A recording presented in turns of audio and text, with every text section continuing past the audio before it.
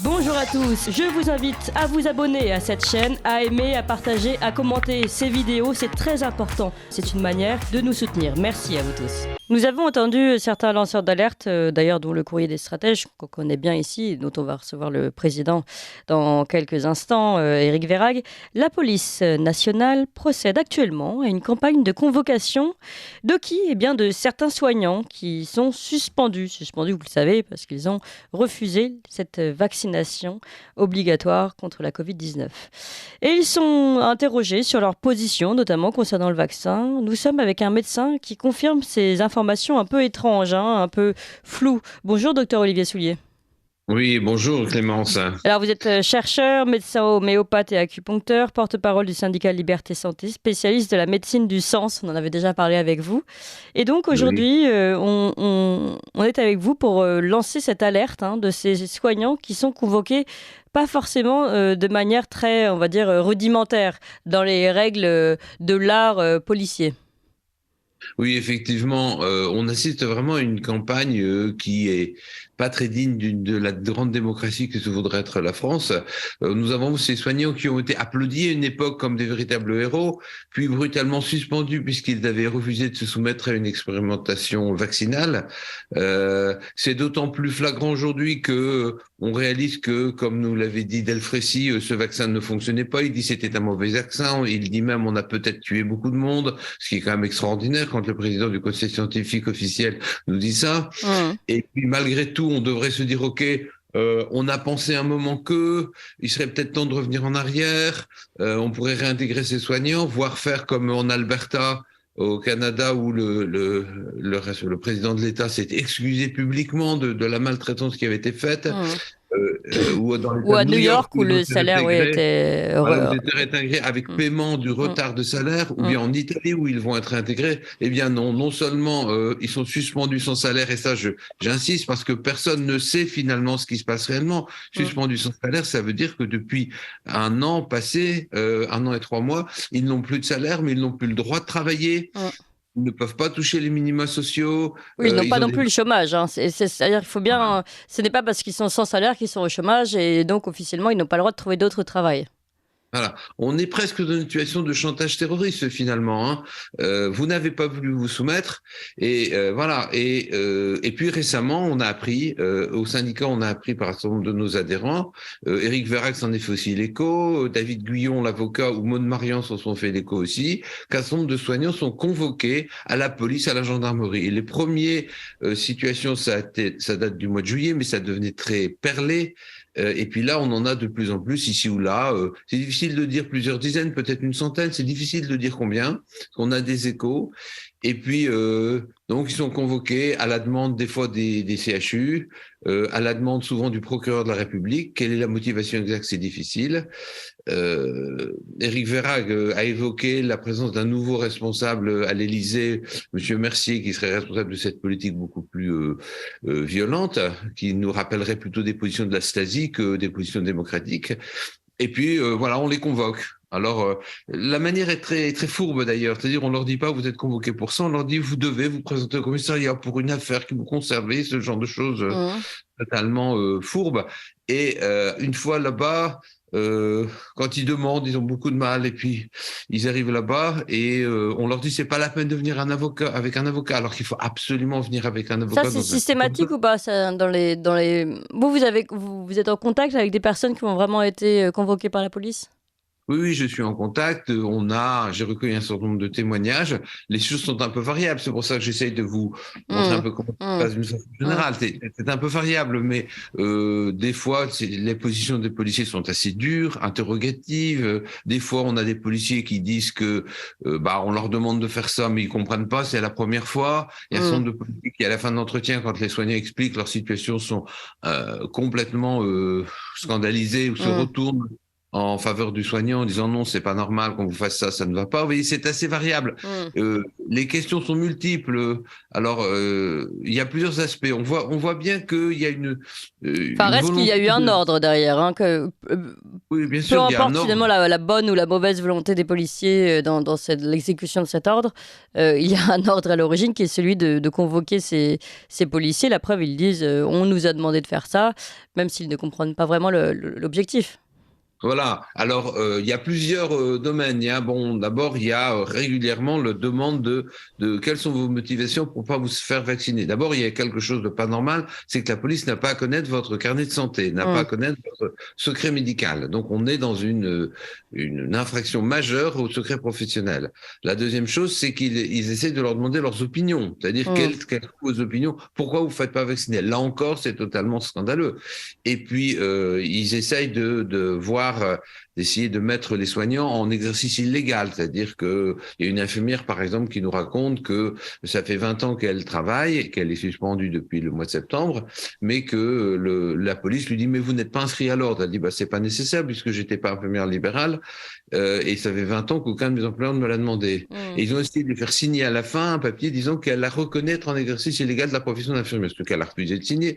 Finalement, c'est une des premières convoquées et dans ce cas-là, le procureur a fini par à classer l'affaire. Mais dans d'autres cas, en particulier, certains soignants, on avait été voir sur leur compte bancaire, vous imaginez, comme des véritables trafiquants de drogue.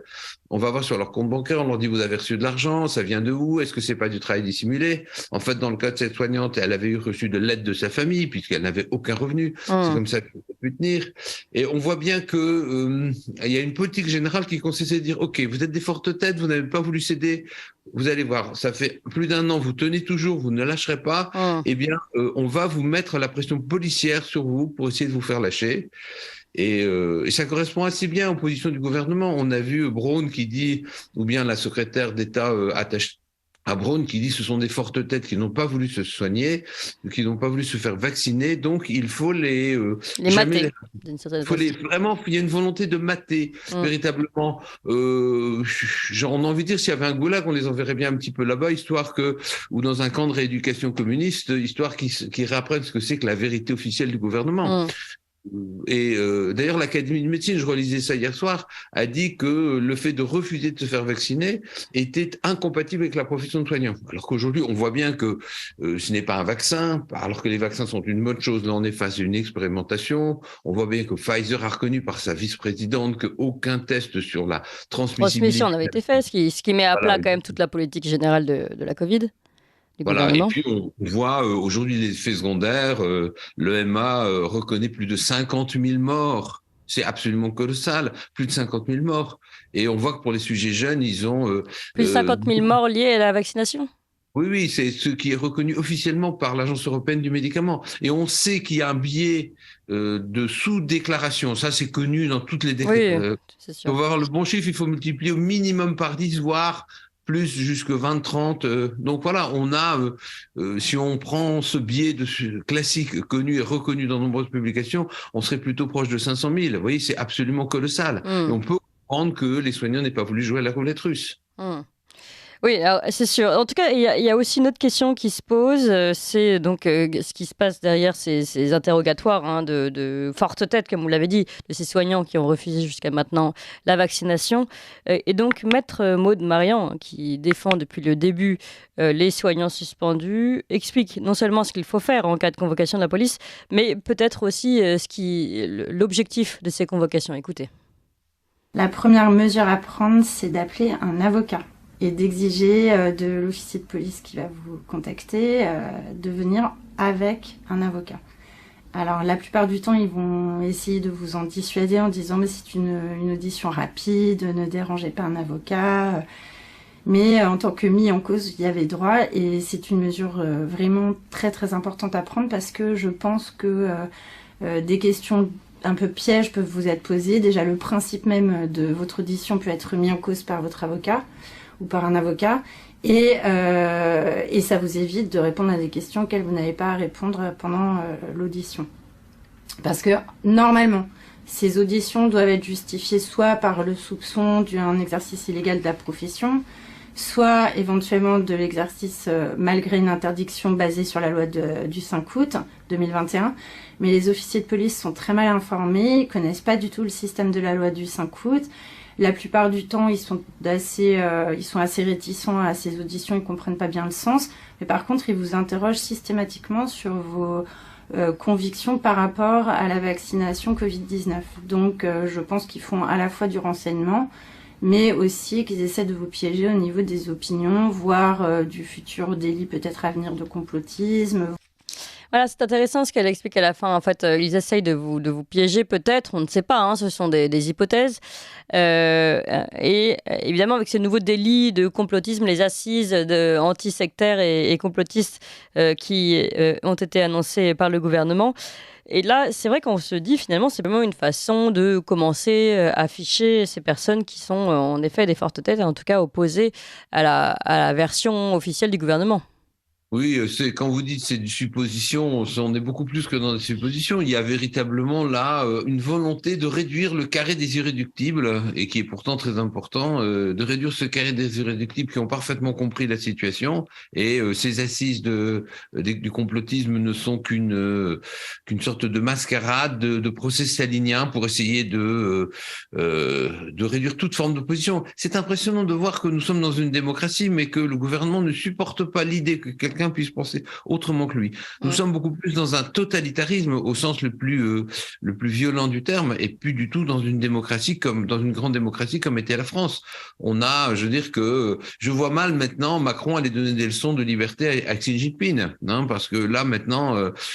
Vous allez peut-être un petit peu loin. Là, je pense qu'il y a encore une petite marge. En revanche, ce qui est intéressant, c'est que le même membre du conseil scientifique, enfin président du conseil scientifique, Delfrécy, que vous citiez tout à l'heure, eh bien, lui-même, aujourd'hui, prend du recul par rapport à la politique gouvernementale. Donc, c'est bien, en effet, qu'il y a peut-être des choses à redire. Oui, tout à fait. Quand on voit Delfrécy, quand on voit à quel point il a été convaincu au départ, à quel point il a vraiment prêché pour la vaccination, et quand on voit aujourd'hui à quel point il a pris du recul en disant ce n'était pas un bon vaccin, nous avons fait une erreur, eh bien quand on a fait une erreur... Il n'aurait pas fallu vacciner l'ensemble de la population, mais peut-être faire en fonction des faiblesses des uns et des autres. Oui, il a repris beaucoup de sujets, oui.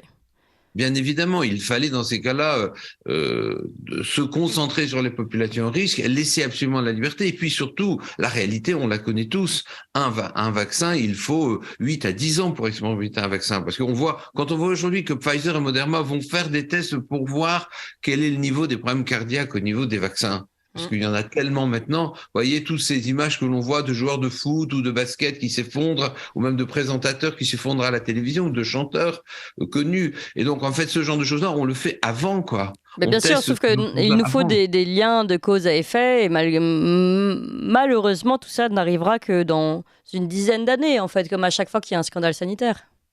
Oui, bien sûr. Mais là, on a perdu tout sens de la prudence. Le fameux primum non nocere, qui est la base de la médecine, d'abord ne pas nuire. Le principe de précaution, oui. Voilà, principe de précaution qui est connu depuis Hippocrate, primum ne pas nuire. Eh bien, il a été complètement oublié. On s'est jeté tête baissée. Et alors là, on se dit qu'il n'y a rien de médical là-dedans. Il n'y a rien de l'intérêt du patient. Il y a de l'intérêt business des laboratoires. Il y a tout ce qu'on pourrait appeler la corruption systémique du système européen. Vous voyez Ursula von der Leyen qui signe des contrats de 40 milliards avec des SMS, ou l'implication de son mari, ou même la commission. Voilà, exactement, les SMS qui ont disparu. Tiens, j'ai signé pour 40 milliards en SMS, moi ça a disparu, c'est bizarre, je devrais ranger mon téléphone. On se moque de qui? On est dans une démocratie ou bien on est dans de la magouille entre copains? Bon, entre autres, Ursula von der Leyen n'a été élue par personne, rappelons-le. Alors, docteur Olivier Soulier, pour revenir à notre sujet, finalement, là, est-ce que vous êtes inquiet pour ces soignants? Vous pensez quelle sera la suite? Je pense que c'est d'abord de l'intimidation. Et une des raisons pour lesquelles je suis là, ici, aujourd'hui, c'est parce que nous voulons vraiment leur dire à tous, attention, ce qu'a dit Maud Marian ou ce qu'a dit David Guyon, qui sont d'excellents avocats très impliqués dans l'aspect est excellent. Suivez bien ce qu'ils disent. Vous n'êtes pas obligé vous devez y aller, mais vous n'êtes pas obligé de parler. Vous pouvez avoir un avocat. Vous avez le droit de savoir pourquoi vous êtes convoqué. Je passe aussi sur la nuée de médecins qui sont convoqués devant le Conseil de l'ordre régulièrement pour les mêmes raisons, et qui sont dans la même situation. Et souvent, le tribunal de l'ordre, on l'a vu avec le professeur Perron, donne finalement raison aux médecins, d'ailleurs. Oui, enfin, il a donné raison momentanément à Christian Perron, qui est un homme exceptionnel. Le concert national a fait appel, mais on voit que certains conseillers régionaux sont beaucoup plus modérés, beaucoup plus justes. Mais dans le même temps, Alain Hooper, qui est sénateur, a été condamné à une suspension. Voilà, donc d'un côté on a une bonne nouvelle, d'un autre on a une mauvaise nouvelle, les choses sont pas terminées. Et ce que nous voulons dire surtout aujourd'hui, et ce que je veux dire en tant que porte-parole du syndicat Liberté Santé, c'est les soignants, vous avez des droits, ne vous laissez pas intimider, vous avez la possibilité d'avoir un avocat, prenez vos droits, faites respecter la loi. Et vraiment, l'objectif de mon intervention aujourd'hui est de dire attention, ça va pas se faire dans un coin caché avec la peur, ça se fait ouvertement et vous avez le droit de vous défendre. Et nous sommes là au syndicat pour vous défendre. Et pour en parler. Voilà, exactement. Eh bien, merci beaucoup, Dr Olivier Soulier. On va suivre cette affaire, encore une, comme vous dites. Et je le rappelle, donc, vous êtes médecin homéopathe, acupuncteur et porte-parole du syndicat Liberté Santé, spécialiste de la médecine du sens. À très bientôt. Vous appréciez cette émission? Alors aidez Radio Courtoisie à en produire d'autres, en indépendance totale. Rendez-vous sur soutenir.radiocourtoisie.fr. Merci d'avance.